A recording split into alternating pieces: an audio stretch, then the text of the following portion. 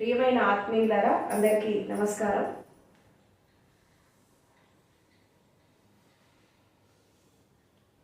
మనిషి యొక్క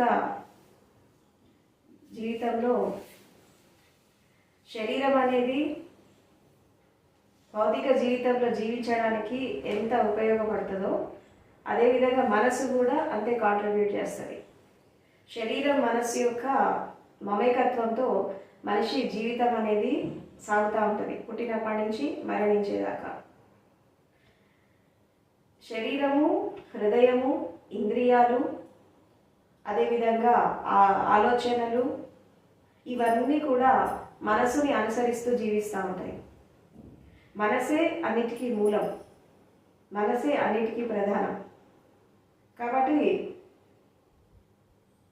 ఒక వ్యక్తి సంపూర్ణంగా జీవితాన్ని జీవించాలన్నా, సంతృప్తిగా జీవించాలన్నా, సమృద్ధితో జీవించాలన్నా మనసు అనేది బ్యాలెన్సింగ్గా ఉండాలి. అదేవిధంగా మనసు అనేది పాజిటివ్గా ఉండాలి. తర్వాత మనసు అనేది ఒక ఉన్నతమైన స్థాయి గురించి ఆలోచించగలగాలి. ఇప్పుడు మన థింకింగ్ ప్యాటర్న్, మన బిహేవియర్ ప్యాటర్న్ ఎలా ఉంటుందో మన జీవిత గమనం కూడా అలాగే ఉంటుంది. అందుకే మనసే అన్నిటికీ మూలం అంటారు. సుఖానికి, దుఃఖానికి, మంచికి, చెడుకి, చీకటి, వెలుగులకి మనసే అన్నిటికీ కారణం అంటారు. మనసు అనేది అంధకారంలో, అజ్ఞానంలో ఉన్నంత వరకు మనిషి జీవితం అనేది అస్తవ్యస్తంగా ఉంటుంది.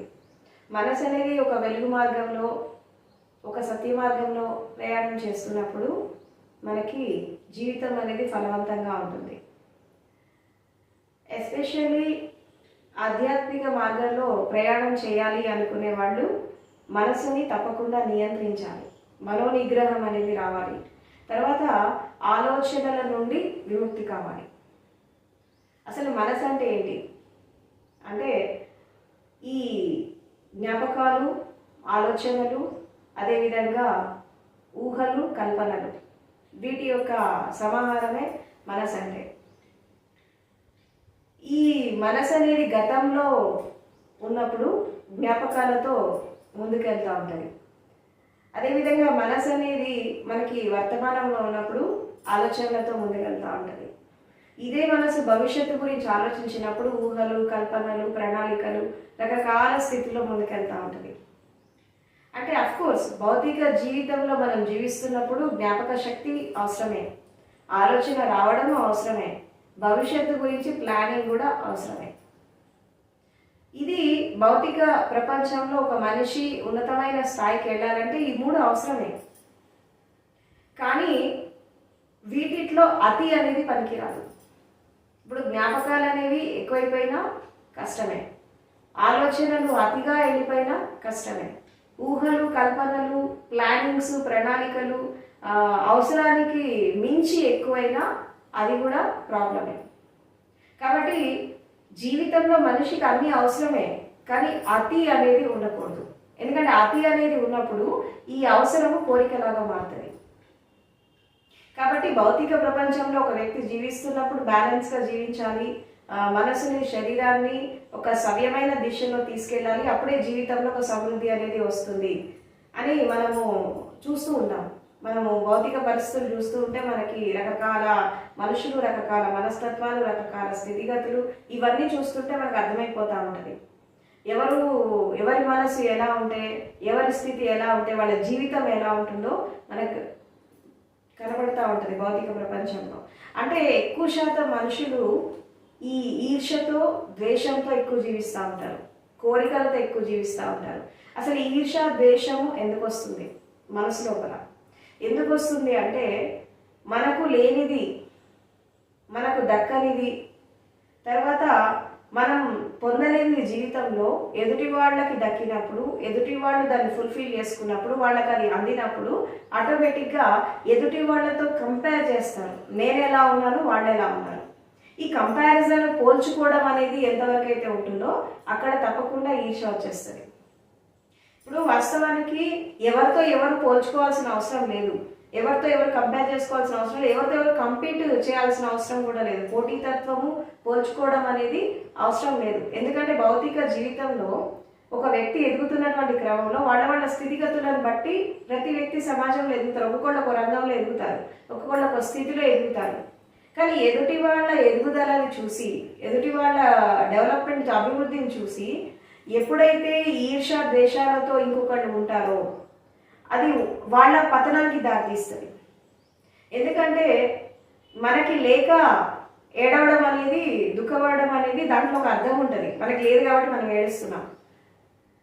కానీ ఎదుటి వాళ్ళకి ఉంది కాబట్టి మనం ఏడిస్తే అది ఈర్ష అయిపోతుంది. ఈర్షకి దుఃఖానికి ఒక తేడా ఏంటంటే మనకి ఏమీ లేక మనం దుఃఖంలో ఉండి బాధపడడం అనేది ఇది మనము స్వయంగా చేసుకునేది. కానీ ఎదుటి వాళ్ళకి ఉందని ఏడిస్తే ఏమవుతుందంటే ఆటోమేటిక్గా జీవితం అనేది ఒక పతనానికి దారితీస్తుంది. కాబట్టి ఈర్ష ద్వేషం అనేది మనసులో ఉన్నంత కాలం మనిషికి జీవిత అభివృద్ధి అనేది జరగదు, ఒక సమృద్ధి అనేది లైఫ్లో రాదు.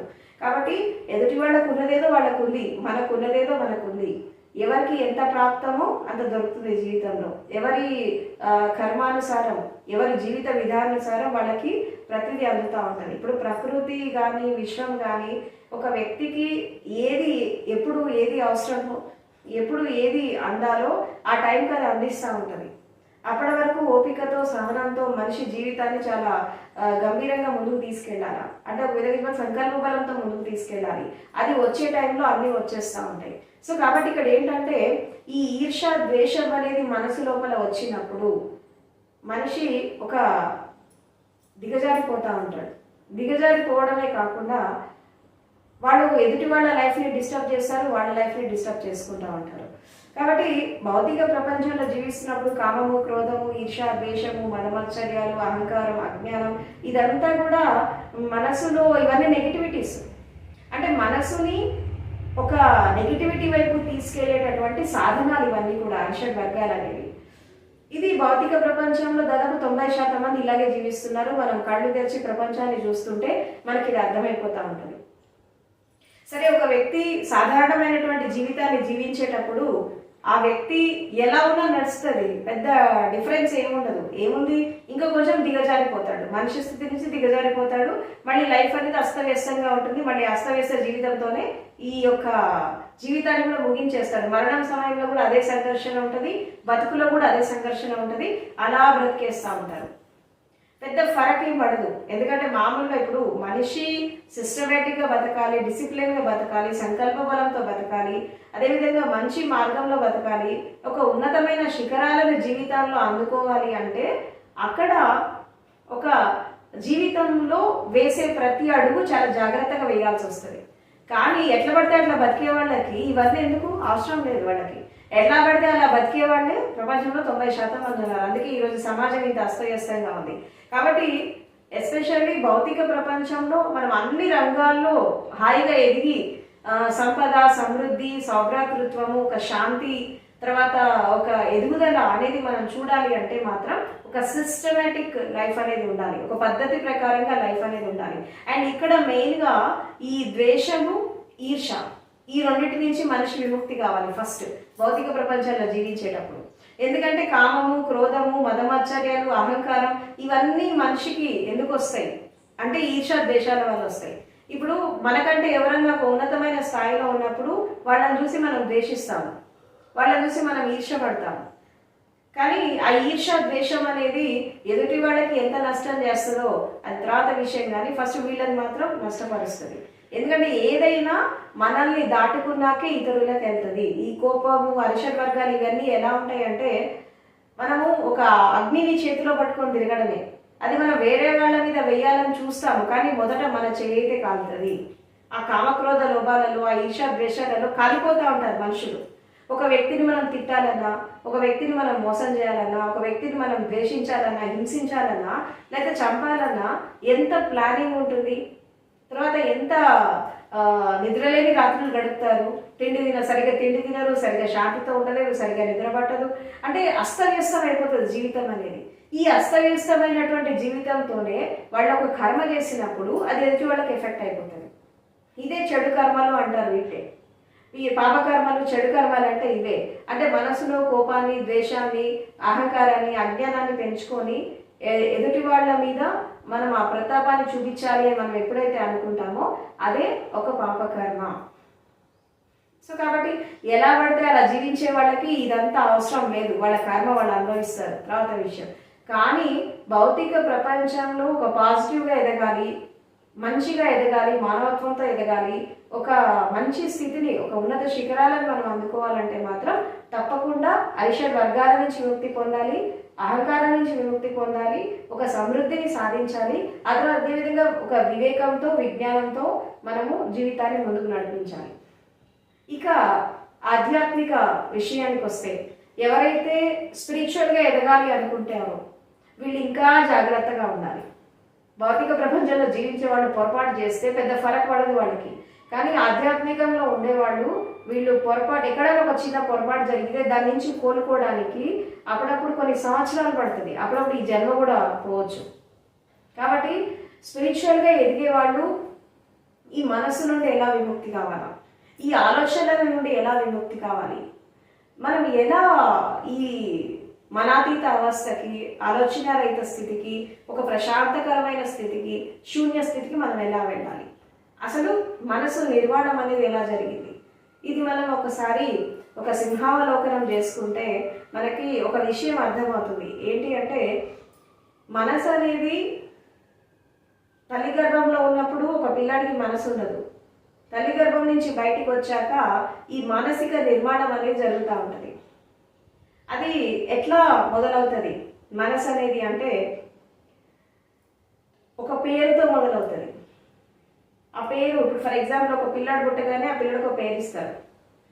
తర్వాత పేరు ఇచ్చాక తల్లిదండ్రి, కుటుంబము, చుట్టుపక్కల ఉండే పరిస్థితులు, తర్వాత చదువు, తర్వాత టీచర్లు, రకరకాల సిద్ధాంతాలు, రకరకాల తత్వాలు, ఆచార వ్యవహారాలు, సాంప్రదాయాలు, కులము, మతము, జాతి, వివక్ష, అహంకారం, అజ్ఞానం, తర్వాత రకరకాలైనటువంటి నమ్మకాలు, అంధవిశ్వాసం, అంధశ్రద్ధ, మూఢ విశ్వాసాలు, సూపర్స్టిషియస్ బిలీఫ్స్, ఇదంతా కూడా మైండ్, ఇదంతా కూడా మనసే. ఇప్పుడు ఒక పిల్లాడు భూమి మీద జన్మించాక వాడి కులం ఏంటో, వాడి మతం ఏంటో వాడికి తెలీదు. ఎందుకంటే ఒక పువ్వులాగా పుడతాడు ఒక పిల్లాడు. కానీ పేరెంట్స్ ఏం చేస్తారు, ఆపాదిస్తారు అన్నీ. ఆ పేరు పెట్టడం దగ్గర నుంచి వాళ్ళని పెంచే విధానం వరకు తల్లిదండ్రులు ప్రతిదీ ఇంపోజ్ చేస్తారు పిల్లల పైన. ఇగో నువ్వు ఈ కులంలో పుట్టావు, నీది మతము, నీది జాతి, నీ స్థితిగతులు ఇవి, నీ స్టేటస్ ఇవి, నువ్వు ఇలాగే ఉండాలి, ఇలాగే పెరగాలి అని చెప్పి ఒక బూసలో పోసినట్టు పిల్లల్ని పెంచుతూ ఉంటారు. ఈ పెంచేటటువంటి క్రమంలో ఏం జరుగుతుందంటే, ఈ మానసిక నిర్మాణం అనేది చాలా జడంగా తయారవుతుంది. ఇప్పుడు ఫర్ ఎగ్జాంపుల్, ఒక ఇంట్లో ఒకే పేరుతో ఇద్దరు మనుషులు ఉన్నారనుకోండి, వాళ్ళు నైట్ పడుకున్నప్పుడు మనము ఆ పేరు పెట్టి ఒకళ్ళని పిలిచినప్పుడు ఆ ఇద్దరు లేచిపోతారు. ఒకే పేరు ఇద్దరికి ఉన్నప్పుడు ఎవరిని పిలిచారో అర్థం కాక ఇద్దరు లేస్తారు అన్నట్టు. అంటే ఇక్కడ ఈ పేరుతో అటాచ్మెంట్ ఉంది. అంటే ఇది నా పేరు, ఇది నా ఊరు, ఇది నా స్థితి, ఇది అనేది ఏమైపోయిందంటే ఈ సబ్కాన్షియస్ మైండ్లో కూడా ఫీడ్ అయిపోయింది. ఎందుకు నిద్రపోతున్నా మనం అర్ధరాత్రి పేరు పెట్టి పిలిచిన మనిషి ఎందుకు లేస్తాడు, ఎందుకు దాంతో అటాచ్మెంట్ ఉంది అంటే ఆ పేరు అనేది టోటల్గా సబ్కాన్షియస్ మైండ్లో ఫిక్స్ అయిపోయింది. నేను ఇది, నా పేరు ఇది, నా స్టేటస్ ఇది, నా స్థితి ఇది అనేది ఫిక్స్ అయిపోతుంది లోపల. ఆ ఫిక్స్ అయిపోయినప్పుడు ఆ పేరు పెట్టి పిలిచినప్పుడు లేస్తారు. అలాగే కులంతో కానీ, మతంతో కానీ, జాతితో కానీ, సమాజంతో కానీ, రాజకీయాలు అయితేనేమి, పదవులు అయితేనేమి, జాతి అహంకారం అయితేనేమి, అంధవిశ్వాసాలు, అంధశ్రద్ధ, మూఢ విశ్వాసం, ఇవన్నీ కూడా ఫిక్స్ అయిపోతాయి మైండ్లో. ఇది ఎట్లా అంటే బంకలాగా అతుక్కుపోతాయి.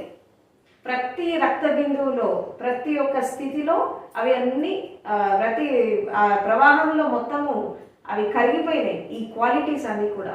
ఇంకా ఎట్లా మనసు నుండి విముక్తి అవుతాడు మనిషి?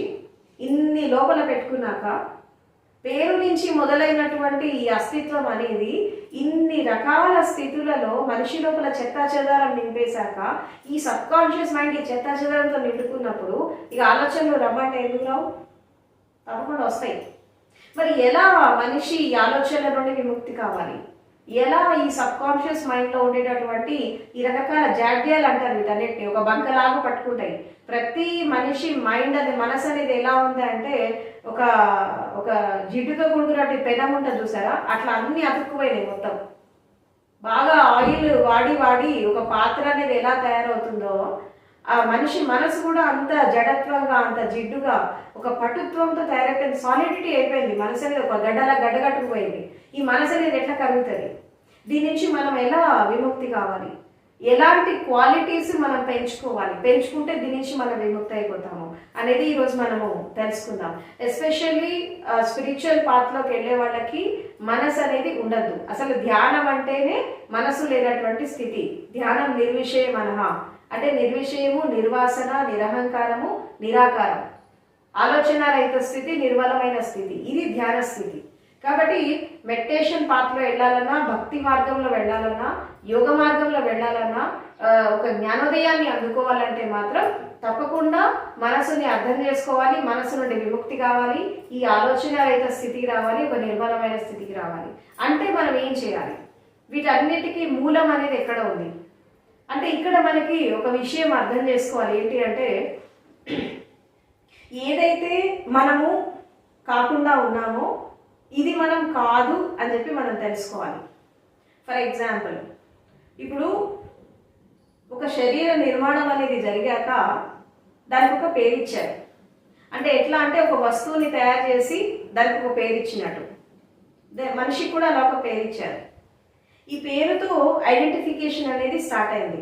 అంటే నాది ఈ పేరు, ఇది నేను, నా స్థితి ఇది అని ఈ నేను నాది అనేది నిర్మాణం జరిగింది.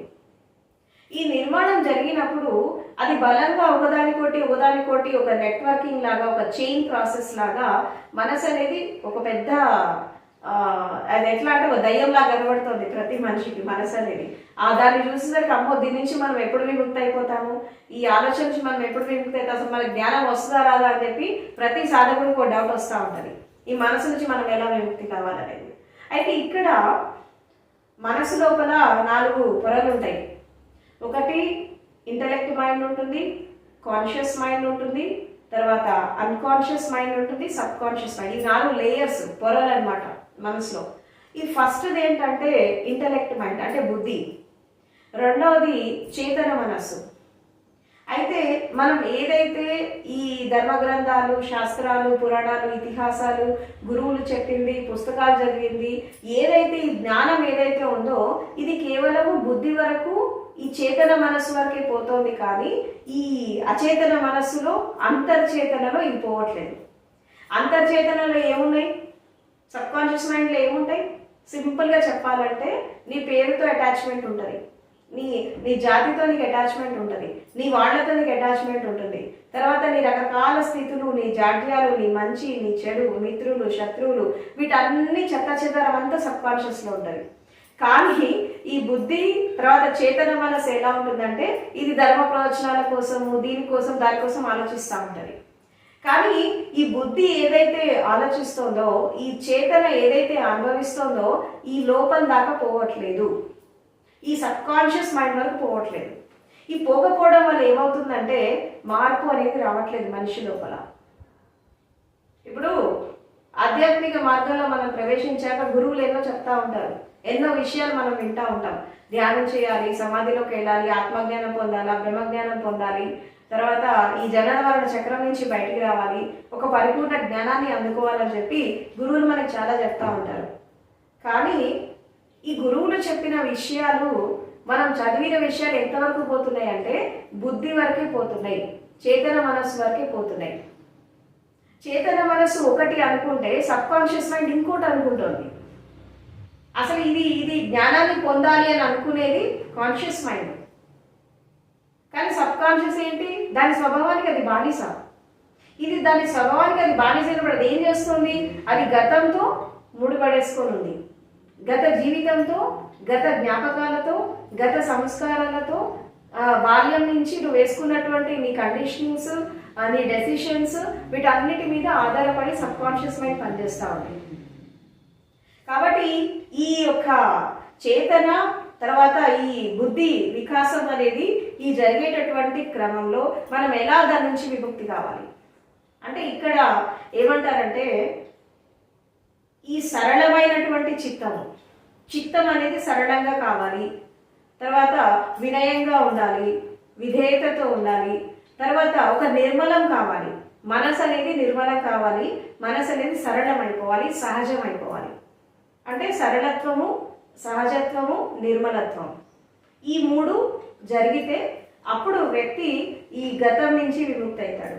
మనిషి మరి ఈ సరళత్వం ఎట్లా వస్తుంది, ఈ సహజత్వం ఎట్లా వస్తుంది, ఈ నిర్మలత్వం ఎట్లా వస్తుంది మనసు లోపల అంటే ఇప్పుడు ఇక్కడ మనము ఒక ఒక ఒక ఆలోచన విధానంతో మనం వెళ్తూ ఉంటాం. అంటే ఈ ఆలోచనలు మనకి ఎక్కడి నుంచి వస్తున్నాయి అంటే ఈ కాన్షియస్ మైండ్ నుంచి వస్తాయి, చేతన మనస్సు నుంచి ఆలోచనలు వస్తాయి.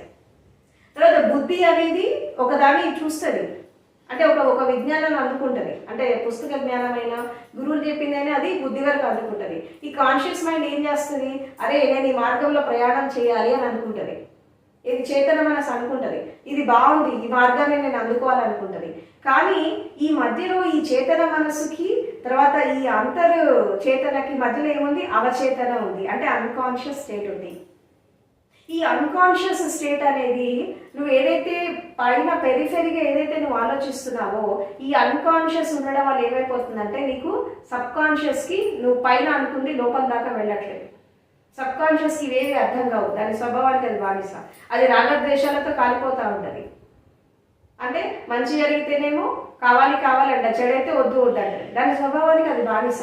కాబట్టి ఇక్కడ ఏంటంటే దీని నుంచి మనం ఎలా విముక్తి కావాలి అంటే ఇక్కడ ఆధ్యాత్మిక ప్రయాణం చేసేవాళ్ళు ప్రతిరోజు కూడా ఒక సంకల్ప బలంతో ముందుకెళ్ళాలి. ఎట్లా వెళ్ళాలి సంకల్ప బలంతో అంటే ఇప్పుడు మనం ధ్యానం చేస్తున్నాం, ఫర్ ఎగ్జాంపుల్ మెడిటేషన్ చేస్తున్నాం.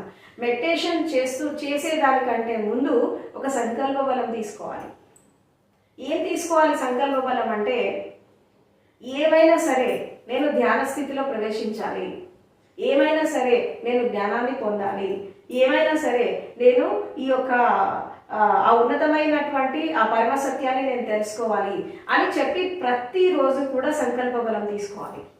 ఈ సంకల్ప బలం తీసుకున్నప్పుడు ఏం జరుగుతుంది అంటే ఈ బుద్ధి కాన్షియస్ మైండ్ ఏదైతే ఆలోచిస్తుందో నువ్వు సంకల్ప బలం తీసుకోవడం ద్వారా అది సబ్ కాన్షియస్లోకి వెళ్ళిపోతుంది. ఈ సబ్ కాన్షియస్ యొక్క ఈ మానసిక అంతర్చేతన యొక్క స్థితి మారకపోతే మనిషికి జ్ఞానం అనేది రాదు, ఎట్టి పరిస్థితుల్లో రాదు.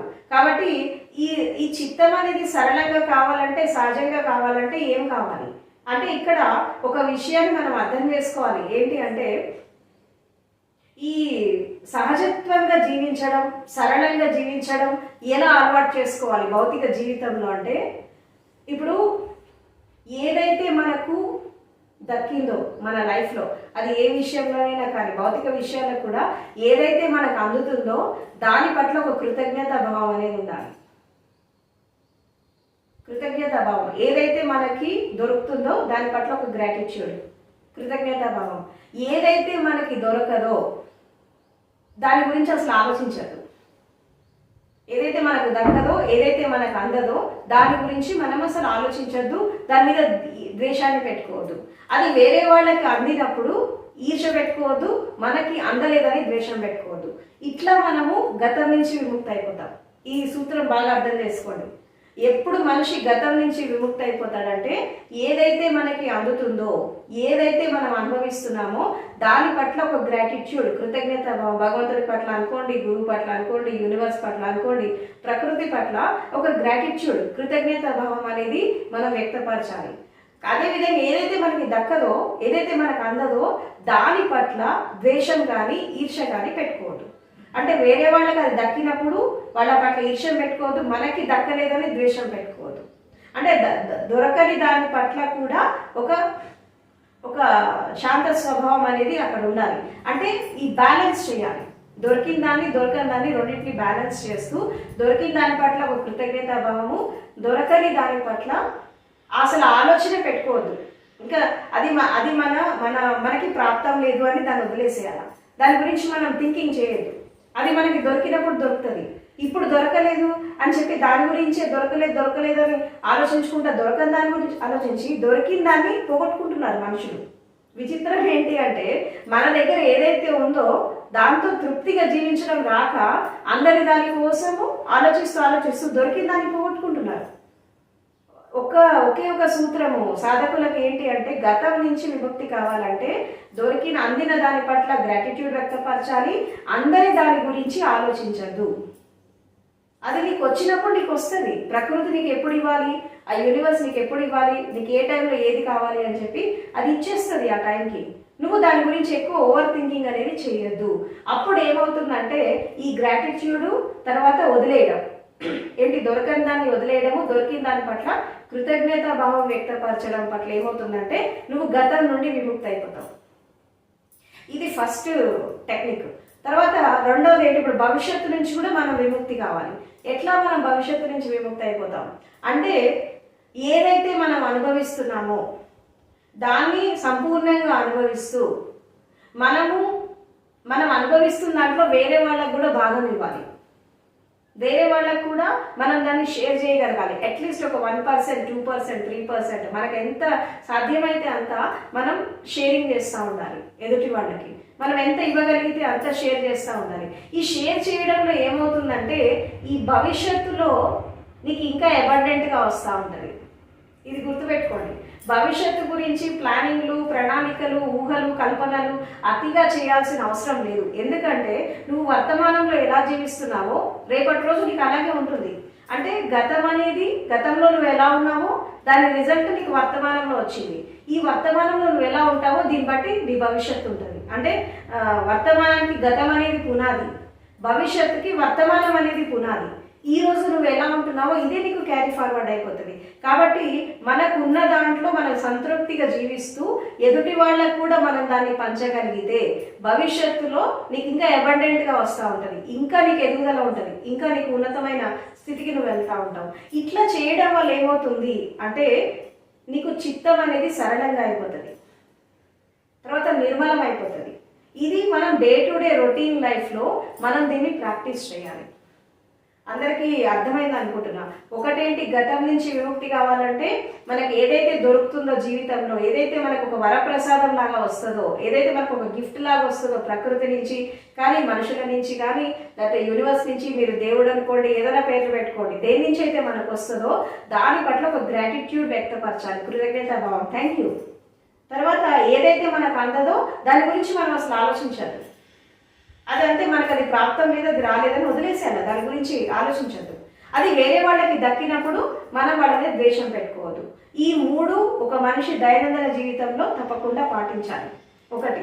తర్వాత భవిష్యత్తు నుంచి విముక్తి కావాలంటే ఏం కావాలి అంటే ఇప్పుడు మనం వర్తమానంలో మనం ఏదైతే అనుభవిస్తున్నామో దాన్ని మనం సంతృప్తిగా జీవితాన్ని జీవిస్తూ మనం వేరే వాళ్ళతో షేర్ చేసుకుంటూ జీవించినప్పుడు అప్పుడు భవిష్యత్ అనేది కూడా బాగుంటుంది. అఫ్కోర్స్ ప్లానింగ్ అనేది, ప్రణాళిక అనేది మనిషికి ఉంటుంది. కానీ ప్రణాళిక వేయడానికి ఈ రోజుకు గంట వెచ్చిస్తే చాలు. దినమంతా ప్రణాళికలు వేసుకుంటా ఇప్పుడు వర్తమానంలో ఉండే జీవితాన్ని కోల్పోవాల్సిన అవసరం లేదు. ఎక్కువగా భవిష్యత్తు గురించి కూడా ఆలోచించదు. వర్తమానంలో మనం చేసేటటువంటి కర్మలు, మనం చేసేటటువంటి పనులు కరెక్ట్గా చేస్తే ఇంకా ఆటోమేటిక్గా భవిష్యత్తు కూడా బాగుంటుంది, రేపటి రోజు కూడా బాగుంటుంది. ఎందుకంటే టుడే అనేది ఈ క్షణంలో మనం జీవిస్తున్నాం. ఎస్టర్డే అనేది కంప్లీట్ అయిపోయింది. Yesterday is past day. తర్వాత టుడే అనేది మనకి చేతిలో ఉంది, ఒక గిఫ్ట్ లాగా ఉంది వర్తమానం అనేది. తర్వాత భవిష్యత్ అనేది అది రాబోతోంది, అది ఇంకా రాలేదు. కాబట్టి ఎప్పుడైనా కానీ ఎందుకు గతం భవిష్యత్తులో మనిషి జీవించద్దు అని అంటారంటే గతం అనేది గడిచిపోయింది, అక్షరం వల్ల తిరిగి రాదు. భవిష్యత్ అనేది ఒక ఊహ, అది ఎలా ఉంటుందో మనకు తెలియదు. కాబట్టి వర్తమానంలో మనం జీవించేటటువంటి జీవితాన్ని సంపూర్ణంగా సంతృప్తిగా జీవిస్తూ సంవిభాగ చేయాలి. అంటే మనం పొందిన దాంట్లో ఎదుటి వాళ్ళకి షేర్ చేయాలి. అది ఏం షేర్ చేస్తారనేది ఆ పరిస్థితులను బట్టి ఉంటుంది. నువ్వు ప్రేమను అందిస్తావా, లేదంటే మానవత్వాన్ని అందిస్తావా, సేవ చేస్తావా, డబ్బు పరంగా చేస్తావా, లేదా నీ జ్ఞానాన్ని పంచుతావా, ఏం పంచుతావు? ఇప్పుడు మాట సహాయం చేస్తావా? ఏదో ఒక విధంగా మనకి తోచినట్టు వేరే వాళ్ళకి మంచి చేసేటటువంటి ప్రయత్నం చేస్తూ ఉండాలి. ఇలా చేస్తున్నప్పుడు ఏమవుతుందంటే భవిష్యత్తు కూడా బాగుంటుంది. ఈ రోజు నువ్వు ఏదైతే వేరే వాళ్ళకి కాంట్రిబ్యూట్ చేస్తున్నావో నీకు మళ్ళీ తిరిగి వచ్చేస్తుంది. ఇప్పుడు యూనివర్స్లో ఒక లా ఉంది, ఏంటంటే లా ఆఫ్ అట్రాక్షన్. ఏదైతే మనం ఎదుటి వాళ్ళకి ఇస్తున్నామో అది మళ్ళీ తిరిగి మన వైపు 100 times రిటర్న్ అయ్యి మన వైపు వస్తుంది. మంచి ఇస్తే మంచి వస్తుంది, చెడు వస్తే చెడు వస్తుంది. కాబట్టి ఈ కామము, క్రోధము, ఈర్ష, ద్వేషము ఇవన్నీ కూడా నెగిటివిటీస్. ఇది నువ్వు ఎదుటి వాళ్ళకి పంచినప్పుడు అదే మళ్ళీ నీకు పేబ్యాక్ అయిపోతుంది. సో కాబట్టి ఎదుటి వాళ్ళకి మనం అందించేటటువంటిది ఏం అందిస్తున్నాము అనే దాన్ని ఆలోచిస్తూ మనం ముందుకు వెళ్ళాలి. అండ్ తర్వాత ఇంకోటి ఏంటంటే సహజంగా జీవించడం అలవాటు చేసుకోవాలి. సహజంగా ఆర్టిఫిషియల్గా జీవించడం అంటే ఏంటి? అంటే కృత్రిమంగా జీవించడం అంటే ఏంటి? అంటే మనం ఏదైతే కామో అది మనం అయ్యున్నామని చెప్పి జీవించడం. అంటే ఎట్లా? సూడో పర్సనాలిటీతో, ఫాల్స్ ప్రెస్టేజ్తో జీవించడం. ఎప్పుడైతే సూడో పర్సనాలిటీ, ఫాల్స్ ప్రెస్టేజ్తో మనం జీవించినప్పుడు మన ఒరిజినాలిటీ మనం కోల్పోతాం, మన సహజ స్వభావాన్ని మనం కోల్పోతాం. ఆధ్యాత్మిక ప్రయాణం చేసేవాళ్ళు ఒక సాధనలో ఎదగాలంటే మీకు ఒక టెక్నిక్ చెప్తాను. సహజత్వంలో ఎలా జీవించాలి అంటే ఒక భావం పెట్టుకోవాలి ఎప్పుడు మనసు లోపల. ఏంటి అంటే ఏదైతే అశాశ్వతమో ఇది నేను కాదు. ఫర్ ఎగ్జాంపుల్, శరీరం అనేది అశాశ్వతం, అందరికీ తెలుసు. మరణం అనేది ఏదో ఒక రోజు వచ్చి మనిషి చచ్చిపోతాడన్న విషయము, శరీరం పోతుందన్న విషయం అందరికీ తెలుసు, ప్రతి వాళ్ళకి. ఎందుకంటే కళ్ళ ముందు అందరు చనిపోగా మనం చూస్తున్నాం, ఏదో రోజు మనం కూడా పోతాం, ఇది ప్రతి వాళ్ళకి తెలుసు. అయితే ఈ భావము మనం డైలీ మనం హృదయంలో ఉండాలి. శరీరం అనేది అశాశ్వతము, జీవితం అశాశ్వతము అని చెప్పి హృదయంలో ఎప్పుడు ఆ భావం ఉండాలి. తర్వాత మనసులో వచ్చేటటువంటి ఆలోచనలు, మనసులో వచ్చేటటువంటి ఊహలు, కల్పనలు ఇవన్నీ కూడా అశాశ్వతమే, ఇది ఒక భావన ఉండాలి. తర్వాత హృదయంలో వచ్చే భావాలు కూడా అశాశ్వతమే. తర్వాత వచ్చిపోయే శ్వాస కూడా అశాశ్వతమే. ఎందుకంటే ఏ శ్వాస చివరి శ్వాస అవుతుందో, ఏ శ్వాస అంతిమ శ్వాస అవుతుందో తెలియదు మనకి, ఎప్పుడు ఊపిరి ఆగిపోతుందో తెలియదు. కాబట్టి ఇది కూడా అశాశ్వతమే. కాబట్టి జీవితం అనేది అశాశ్వతమైనప్పుడు, శరీరం అశాశ్వతమైనప్పుడు ఇది నేను కాదు. ఒక్కటే గుర్తుపెట్టుకోండి, కళ్ళు తెరిచి మనం ప్రపంచాన్ని చూస్తున్నాం. కళ్ళు తెరిచి ప్రపంచాన్ని చూస్తున్నప్పుడు ఈ కనిపించేదంతా అశాశ్వతమే. ఈ రోజు ఉంది, రేపు ఉండదు. ఈ కాసేపు ఉంది, గంట సేపు ఉన్నది, తర్వాత ఉండదు. ప్రతి క్షణక్షణం మారిపోతా ఉంది. ఈ మారిపోతున్న దాన్ని ఏది శాశ్వతం అని అంటారు మీరు? ఇప్పుడు ఆలోచనలు కూడా మీరు గమనించండి. ఈ క్షణంలో ఒక ఆలోచన వస్తుంది, మరో క్షణంలో ఇంకో ఆలోచన వస్తుంది. ఇది శాశ్వతమా, అది శాశ్వతమా? ఏది శాశ్వతం అనుకుంటారు? మంచి కూడా శాశ్వతం కాదు, చెడు కూడా శాశ్వతం కాదు. ఇవన్నీ కూడా వచ్చిపోతున్నాయి, ఒక పాసింగ్ క్లౌడ్స్ లాగా వచ్చిపోతున్నాయి. మనుషులు వచ్చిపోతున్నారు, సంబంధాలు వచ్చిపోతున్నాయి, ఆలోచనలు వచ్చిపోతున్నాయి, శ్వాస వచ్చిపోతుంది, శరీరం కూడా కొన్నాళ్ళు ఉంటుంది, ఇది కూడా పోతా ఉంటుంది. ఇక్కడ ఏది కూడా పర్మనెంట్గా లేదు. ఈ సత్యాన్ని హృదయంలో ఎస్టాబ్లిష్ చేసుకోవాలి. ఫస్ట్ దీన్ని ఫిక్స్ చేసుకోవాలి భావాన్ని.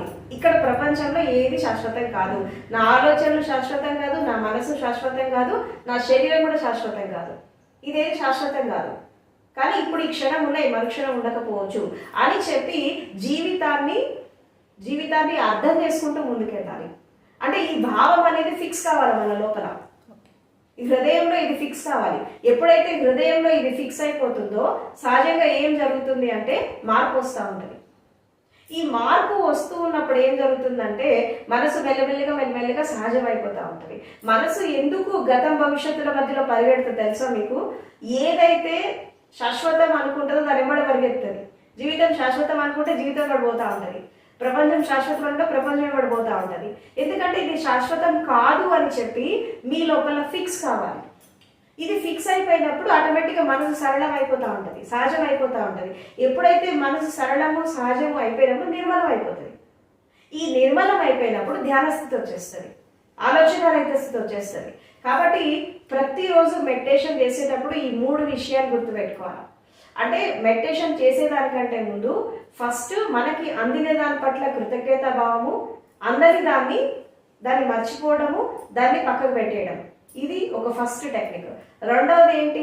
మనసు సహజత్వంలోకి రావాలి అంటే నిర్మలం కావాలి అంటే ఇక్కడ ఏం కావాలంటే మనము మెడిటేషన్లోకి ఎంటర్ అయ్యే ముందు మన భావం ఎలా ఉండాలి? ఏది శాశ్వతం కాదు, శరీరం కాదు, మనసు కాదు, ఇంద్రియాలు కాదు, ఏది శాశ్వతం కాదు, ఇదంతా అశాశ్వతము, ఇదంతా వచ్చిపోతూ ఉంటాయి. ఈ వచ్చిపోయేదాన్ని నేను గమనించాలి, ఈ వచ్చిపోయేదాన్ని నేను చూడాలి, దీనికి అబ్జర్వ్ చేయాలి. అబ్జర్వ్ చేస్తే ఏం జరుగుతుంది? సహజంగా మనసు నిర్మలమైపోతుంది, ఆలోచన రహిత స్థితి వస్తుంది. కాబట్టి ధ్యానం అంటే అబ్జర్వేషన్, గమనము. ఏదైతే వచ్చిపోతుందో దాన్ని గమనించడం, యథాతథంగా గమనించడం. ఒకదాన్ని మంచి అనద్దు, ఇంకోదాన్ని చెడు అనద్దు, ఉన్నది ఉన్నట్టు గమనించడం. ఎందుకంటే ఏది శాశ్వతం కాదు, అన్ని అశాశ్వతమే. కాబట్టి ధ్యానం చేసేటప్పుడు, ధ్యానంలోకి ఎంటర్ అయ్యే ముందు ఈ 3 భావనలు ఫిక్స్ కావాలి మీ మైండ్లో. ఒకటి, మనము గతం నుంచి విముక్తి కావాలంటే మనము ఈ కృతజ్ఞతా భావంతో ఉండడము, ద్వేషభావాన్ని తీసేసుకోవడము, ఈర్షాభావాన్ని తీసేసుకోవడం, మనకు అందిన దాని పట్ల గ్రాటిట్యూడ్ వ్యక్తపరచడం. తర్వాత రెండవది ఏంటి? జీవితం అశాశ్వతం, అన్ని అశాశ్వతమే. మనం కళ్ళు తెరిచి ప్రపంచాన్ని చూస్తే ఇదంతా అశాశ్వతమే. కాబట్టి ఈ అశాశ్వతమైన దాన్ని నేను సాక్షిలాగా గమనించాలి. వీటితో నాకు ఏది సంబంధం లేదు, ఎందుకంటే ఇది నేను అది నేను అనుకోవడానికి ఏం లేదు, ఎందుకంటే అన్నీ మారిపోతున్నాయి. ఈ శ్వాస నేను, ఈ మనసు నేను, ఈ ఆలోచన నేను, ఈ శరీరం నేను అనుకుంటా కూర్చుంటే ఎక్కడ నువ్వనేదాన్ని ఎక్కడున్నావు? అసలు నీ పేరే నీది కాదు.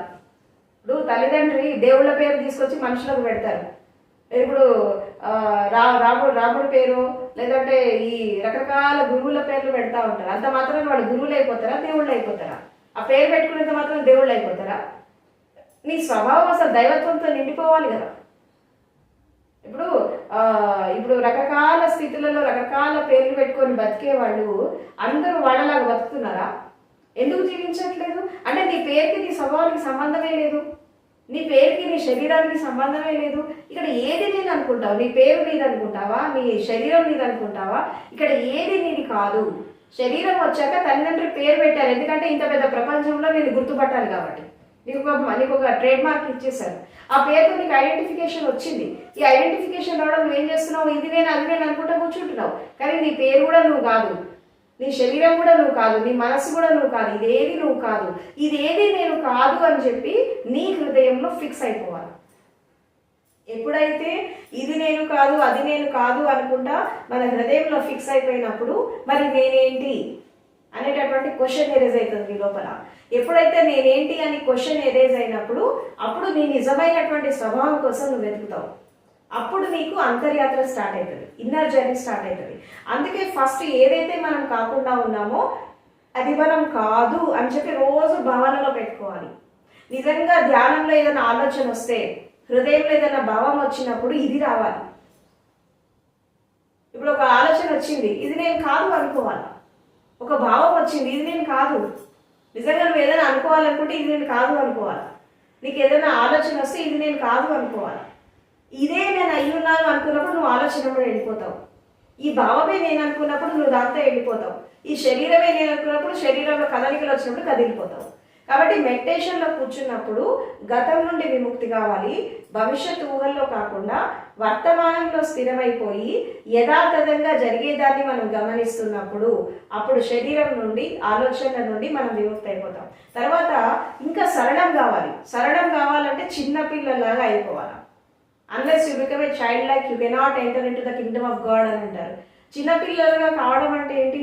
చిన్నపిల్లలాగా మారిపోవడం అంటే ఏంటి అంటే, చిన్నపిల్లల్లో ఏముంటుంది అంటే ఒక అమాయకత్వం ఉంటుంది, ఒక సరళత్వం ఉంటుంది, ఒక సహజత్వం ఉంటుంది. ఈ 3 క్వాలిటీస్ మన లోపల ఎస్టాబ్లిష్మెంట్ అనేది జరగాలి. ఇది ప్రతిరోజు ఒక సాధన చేయాలి. దీనిపైన మార్నింగ్ లేవగానే ఈ సాధన చేయాలి. ఇది చేశాక మెడిటేషన్లో కూర్చోవాలి. తర్వాత ఇంకోటి సంకల్ప బలం. అన్నిటికంటే ముఖ్యమైనది ఏంటంటే అంతర్మనసుని సబ్కాన్షియస్ మైండ్లో ఉండేటటువంటి ఈ జాడ్యాలన్నీ వెళ్ళిపోవాలంటే సంకల్ప బలం అనేది కావాలి. ఏం సంకల్ప బలం తీసుకోవాలి? ఇప్పుడు ఓకే, గ్రాటిట్యూడ్ వ్యక్తపరిచావు, ఈర్ష్య ద్వేషాలు తీసేసుకున్నావు, ఇది అశాశ్వతం అని భావించేసావు, న్యాచురల్ అయిపోయింది, ఒక స్టేట్లోకి వచ్చేసావు. దాని తర్వాత ఏం కావాలి? సంకల్ప బలం ఎలా తీసుకోవాలి? ఎలాగైనా సరే నేను ధ్యాన స్థితిలోకి ప్రవేశించాలి, ఎలాగైనా సరే నేను సమాధి స్టేట్లోకి వెళ్ళాలి, ఎలాగైనా సరే నేను జ్ఞానాన్ని అందుకోవాలి అని చెప్పి సంకల్ప బలం తీసుకోవాలి. ఇప్పుడు మనకి ప్రపంచంలో కానీ ఆధ్యాత్మికంలో కానీ ఒక వ్యక్తి ఉన్నత శిఖరాలకి వెళ్ళారంటే ఎలా వెళ్ళారంటే సంకల్ప బలంతో వెళ్ళారు. ఇప్పుడు ఫర్ ఎగ్జాంపుల్ గౌతమ బుద్ధుడి జీవితంలో కూడా ఆయన దాదాపు ఒక 6 సంవత్సరాల నుంచి 12 సంవత్సరాలు ఆయన కష్టపడ్డాడు, ఈ సాధన ఆ సాధన చేసుకుంటా. ఆఖరికి ఏం దొరకట్లేదు, ఆయన అనుకున్న స్టేట్కి ఆయన వెళ్ళలేకపోతున్నాడు. అప్పుడు ఆయన ఏం చేస్తాడంటే, ఇంక ఇలా మనం తిరిగితే లాభం లేదని చెప్పి ఒకరోజు సంకల్ప బలం తీసుకుంటాడు. ఏం తీసుకుంటాడు? ఓ చెట్టుని చూసుకొని కూర్చుంటాడు. కూర్చొని ఇట్లా పద్మాసనంలో కూర్చొని కళ్ళు మూసుకొని ఒక సంకల్ప బలం తీసుకుంటాడు. ఏంటి అంటే, నాకు జ్ఞానోదయం వచ్చేంత వరకు, నాకు బుద్ధత్వం వచ్చేంత వరకు నేను ఇక్కడి నుంచి కదలను. ప్రపంచం పోని, శరీరమే పోని, ప్రాణమే పోని, జీవితమే పోని, ఏమన్నా కానీ అది వచ్చేంతవరకు నేను ఇక్కడి నుంచి కదలను అని చెప్పి కూర్చుంటాడు. కూర్చొని సంకల్ప బలం తీసుకొని ఆయన సాధనలోకి వెళ్ళిపోతే ఒక 3 జాముల్లో ఆయనకి జ్ఞానోదయం వచ్చేసింది. అంటే సంకల్ప బలానికి అంత శక్తి ఉంటుంది. అంటే భగవంతుడికి అర్థమయ్యే భాష, ఈ విశ్వానికి అర్థమయ్యే భాష ఏంటంటే మీ సంకల్ప బలం. మీరు ఏం కర్మం చేశారు, ఏం చేశారు అనేది ముఖ్యం కాదు ఇక్కడ. నువ్వు ఎంత సంకల్ప బలంతో ఒక పని చేస్తున్నావు, ఆ సంకల్ప బలం తీసుకొని ఆ పని చేస్తున్నప్పుడు తప్పకుండా దాని రిజల్ట్ అనేది పాజిటివ్గా వస్తుంది. ఇంకొకటి, ఈ సబ్ కాన్షియస్ మైండ్లో ఈ చెత్తా చెదారం పోవాలన్నా, ఈ ఈర్ష, ద్వేషాలు, కామము, క్రోధము, రకరకాల నెగిటివిటీస్, ఈవెన్ గత జన్మ సంస్కారాలు, ఈ జన్మ సంస్కారాలు, ఇవన్నీ పోవాలంటే కూడా సంకల్ప బలం అనేది సబ్ కాన్షియస్ మైండ్ని మారుస్తుంది. మీరు ప్రతిరోజు నేను ధ్యానంలో ప్రవేశించాలి, నేను సమాధిలో ప్రవేశించాలి, నేను జ్ఞానోదయంలో ప్రవేశించాలని చెప్పి ఉదయం లేవగానే రాత్రి పడుకునేటప్పుడు మీరు ఈ సంకల్ప బలం తీసుకొని నిద్రపోయినా, మార్నింగ్ మెడిటేషన్ చేసే ముందు సంకల్ప బలం తీసుకొని మీరు ధ్యానంలో ప్రవేశించినా తప్పకుండా ఈ అంతర్మనస్సులో మార్పు వస్తుంది. తప్పకుండా వస్తుంది మార్పు. ఈ మార్పు రావడం మొదలైపోయింది అనుకోండి, మనసు నుండి ఆటోమేటిక్గా విముక్తి అయిపోతారు మీరు. ఇది ఒక పెద్ద టాస్క్ మనిషికి. చాలా మంది ఆలోచనలు చాలా ఇబ్బంది పడుతూ ఉంటారు. కళ్ళు మూయగానే ఆలోచనలు వస్తాయి. ఎందుకు వస్తాయి? మళ్ళీ మామూలు కళ్ళు తెరిస్తే ఆ ఆలోచనలు రావు, కళ్ళు మూయగానే ఎక్కడెక్కడో గుర్తొస్తూ ఉంటాయి. ఎందుకు వస్తున్నాయి అంటే ఈ యొక్క కాన్షియస్ మైండ్ ప్రపంచం గురించి, జ్ఞానం గురించి, బుద్ధి గురించి ఆలోచిస్తూ ఉంటుంది. సబ్ కాన్షియస్ మైండ్ గతం గురించి ఆలోచిస్తూ ఉంటుంది. ఈ గతము, భవిష్యత్తు వీటి మధ్యలో నలిగిపోతూ మనిషికి సాధన వస్తలేదు. కాబట్టి ప్రతిరోజు మెడిటేషన్ చేసేటప్పుడు మీరు ఇది చేయండి. ఫస్ట్ టెక్నిక్ ఏంటి? మనము దొరికిన దాని పట్ల గ్రాటిట్యూడ్, దొరకని దాన్ని వదిలేయడం, మనకు ప్రాప్తం లేదని వదిలేయడం. అది వేరే వాళ్ళకి దక్కినప్పుడు వాళ్ళ పట్ల ఈర్ష, ద్వేషం ఏం పెట్టుకోవద్దు, అసలు దాని గురించి ఆలోచనే పెట్టుకోవద్దు. తర్వాత రెండవది ఏంటి? ఊహలు, భవిష్యత్తు యొక్క ఊహలు, కల్పనల పట్ల మనము వర్తమానంలో మనం జీవిస్తున్నటువంటి జీవిత విధానం అనేది పర్ఫెక్ట్గా ఉన్నప్పుడు మనకి భవిష్యత్ అనేది బాగుంటుంది. కాబట్టి ఇక్కడ మనం చేసేటటువంటి కర్మ సరిగా చేసినప్పుడు, వర్తమానంలో ఉన్నప్పుడు మనం ఏం చేయాలి? ఇప్పుడు ఇంకొకటి, మనిషి లోపల మార్పు అనేది ఎలా వస్తుంది? గతంలో ఉంటే రాదు, భవిష్యత్తులో ఉంటే రాదు, వర్తమానంలో ఉంటేనే మార్పు వస్తుంది. చేంజ్ అనేది ఎక్కడ వస్తుంది? ఇక్కడ ఈ క్షణంలో వస్తుంది. అందుకే క్షణక్షణం బతకాలి, వర్తమానంలో బతకాలి అని ఎందుకంటారంటే, నువ్వు ఇక్కడ జీవించినప్పుడే నువ్వు మారుతావు. ఇక్కడే నువ్వు జీవితాన్ని మార్చుకోవాలి. గతాన్ని మార్చలేవు, భవిష్యత్తుని మార్చలేవు. నీ వర్తమానాన్ని మార్చుకుంటే నీ గతం మారుతుంది, నీ భవిష్యత్తు మారుతుంది. సో కాబట్టి ఇక్కడ మనం వర్తమానంలో జీవిస్తున్నప్పుడు ఎలా జీవించాలంటే, ఏది శాశ్వతం కాదు, అన్ని అశాశ్వతమే. శరీరము, మనసు, ప్రపంచం అన్ని అశాశ్వతమే. ఈ భావనతో నువ్వు 24 అవర్స్ జీవించినప్పుడు, ఇట్లా ఒక 3 months మీరు సాధన చేసినప్పుడు తప్పకుండా మీరు ఆలోచనల నుండి విముక్తి అయిపోతారు. ఇది బెస్ట్ టెక్నిక్. ప్రతి క్షణక్షణం ఎక్కడైతే మనసు ఆకర్షించబడుతుందో, ఎక్కడైతే మనసు వ్యామోహంలో పడిపోతుందో, ఎప్పుడైతే మనసు ప్రపంచంలో మునిగిపోతుందో అక్కడ నీకు ఒక థాట్ రావాలి, ఏంటంటే ఇవన్నీ అశాశ్వతం అని చెప్పి. ఎక్కడైతే నువ్వు పారిపోతున్నావు, మనసు పారిపోతుంటే పోవద్దు, ఇది అశాశ్వతం అని చెప్పి నీకు అక్కడ భావం వచ్చేయాలి. అంటే నీ భావం అనేది నీ మనసుని డామినేట్ చేయాలి. ఇది గుర్తుపెట్టుకోండి. మన హృదయంలో భావం ఫిక్స్ అయిపోతే మనసుని డామినేట్ చేస్తుంది. అప్పుడు భావం ప్రగాఢమైనప్పుడు మనసు కూడా దానికి సరెండర్ అయిపోతుంది. కాబట్టి జీవితం అశాశ్వతము అని వర్తమానంలో ప్రతి క్షణక్షణం ఇదంతా అశాశ్వతం అనేటటువంటి భావన మీ లోపల ఫిక్స్ కావాలి. కృతజ్ఞత భావం ఉండాలి. తర్వాత ప్రతిరోజు కూడా యూనివర్స్ పట్ల, ప్రకృతి పట్ల, మన చుట్టూ మనుషుల పట్ల ఒక ప్రేమతత్వంతో, ఒక శాంత స్వభావంతో మనం జీవించినప్పుడు ఆటోమేటిక్గా మన మనసు నిర్మలం అయిపోతుంది. కాబట్టి ఈ సాధకులు ఈ క్వాలిటీస్ తప్పకుండా వాళ్ళ లోపల పెంచుకోవాలి. ప్రతిరోజు ఇలాంటి సాధన చేయండి. తప్పకుండా 3 monthsలో మీకు మనసు నిర్మలం అయిపోతుంది. దాని ద్వారా మీరు ధ్యాన స్థితి వస్తుంది, సమాధి కూడా వస్తుంది. కాబట్టి ఈ విషయాలు అర్థం చేసుకొని ప్రతిరోజు సాధన ప్రతి క్షణక్షణం సాధన ఏంటంటే ఇదే సాధన. కృతజ్ఞతాభావము, అశాశ్వత తత్వము, తర్వాత ఒక ద్వేషము, ఈర్ష లేకుండా జీవించడం. ఈ 4 క్వాలిటీస్ మీ లోపల పెంచుకుంటే అన్నీ హ్యాపీగా జరిగిపోతాయి. మీరు అనుకున్నదల్లా సాధిస్తూ ఉంటారు. వీటన్నిటికీ మూలం ఏంటి? సంకల్ప బలం, కమిట్మెంట్. ఈ కమిట్మెంట్ పెట్టుకోండి, ఇలా భావించండి, మీ భావాన్ని మార్చుకోండి, మీ ఆలోచన మార్చుకోండి, మీ జీవితం మారిపోతుంది. థింకింగ్ ప్యాటర్న్, ఫీలింగ్స్ ఇవి మార్చుకుంటే లైఫ్ మారిపోతుంది. కాబట్టి ఈ విషయాలు దృష్టి పెట్టుకొని సాధన చేయండి. Thank you very much.